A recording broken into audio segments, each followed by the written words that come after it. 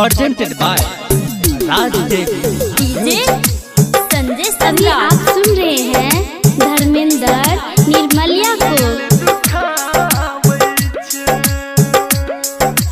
दिल दुखाबै छागे जहन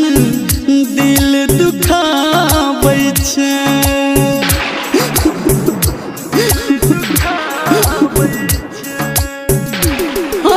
दिल दुखाबै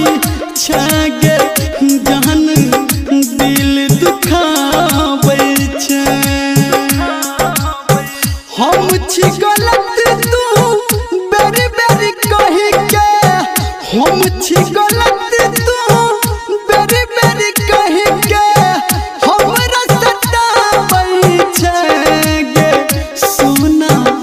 दिल दुखाबै छै दिल दुखाबै छै गे जहन दिल दुखाबै छै। डीजे दयानंद दिलदार सरस्वती स्थान कठरा दी टोल माँ गायत्री रिकॉर्डिंग स्टूडियो मधेपुर चूड़ी बाजार। संजय सम्राट डीजे संजय सम्राट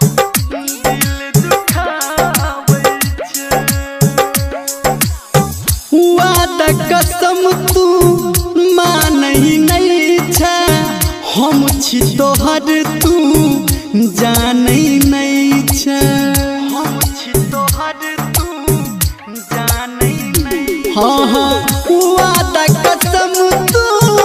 मानई नहीं छै हम छी तोहर तू जानई नहीं छै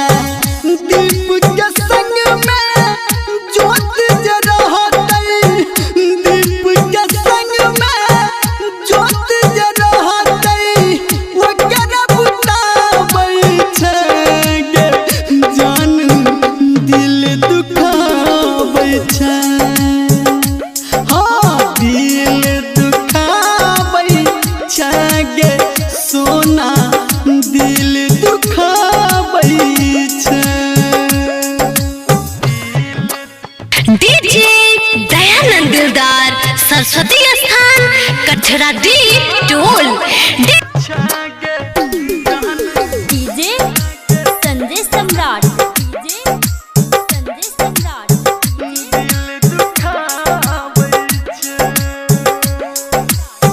रोज रोज जान तू न जे करबे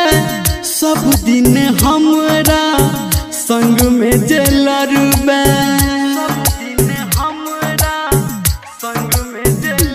गे रोज रोज जान तू न जे करबे सब दिन हमरा संग में जे लड़बे धर्मेंद्र